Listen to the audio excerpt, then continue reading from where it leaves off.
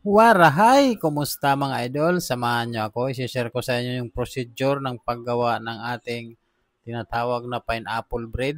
So ayan, ganyan siya ang kanyang hitsura ng pineapple bread. So kung interesado ka, panoorin mo lang itong video natin hanggang matapos kung paano natin siya pupurmahin yung mga ganitong tinapay. So ayan naman, napaka-attractive niyan mga idol. So unang procedure, ito yung palaman natin. Ang palaman natin dyan is palaman lang yan ng pineapple pie na hindi lagyan pabalat. Tapos pinatigas lang natin na pare pinalapad lang natin siya. So ito yung unang procedure ng pagbalot nito. Pwede mo siyang itago, tupiin yung mga gilid para hindi makita yung ating pineapple sa loob. So ito naman yung pangalawang procedure ng pagbalot nito. Pwede mo siyang ilagay lang sa gitna, tupiin, tapos tupiin lang hanggang dulo ng ganyan. Tapos kita yung kabilaan ng dulo ng palaman para hindi siya surprise sa ating mga customer. At least nakikita siya. So ayan mga idol, patuloy lang tayo dyan sa pagbabalot. Same procedure pa rin ang ginagawa natin dyan. Ganun lang naman yan, pabalik-balik lang hanggang matapos siya mga idol. So pagkatapos nga, yan bali 12 piraso ang bawat isang tray ang ginagay natin.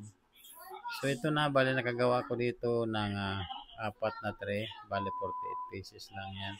So dito ay maglalagay tayo ng ating design. So ayan, meron tayong gunting. So ganito ang paggawa ng design ng ating pineapple bread para magkaroon siya ng mga tinik-tinik. Kailangan natin siya gupitan sa taas. So bali tatlong linya yan mga idol. Ang una ay dyan sa taas sa gitna, tapos kabilaan naman sa mga side-side niya naman tayo gugupit para maging ganito siya, para maging ating pineapple bread. Kasi yung pineapple nga, di ba, may mga patusok-tusok siya. So, ayan mga idol, at tapos na tayo dyan. Ang bali, papalsahin na natin siya dyan ng 3 hours ang paalsa natin. Depende sa yes na ginamit mo. Sa akin dito ay 3 hours ko itong papalsahin bago ko siya lutuin. So ito nga pala yung pineapple pie na ginawa natin. At ito naman yung pineapple bread. Tuwang-tuwa ko dyan kasi halos parehas sila ng pangalan. Pero siyempre magkaiba naman sila ng design.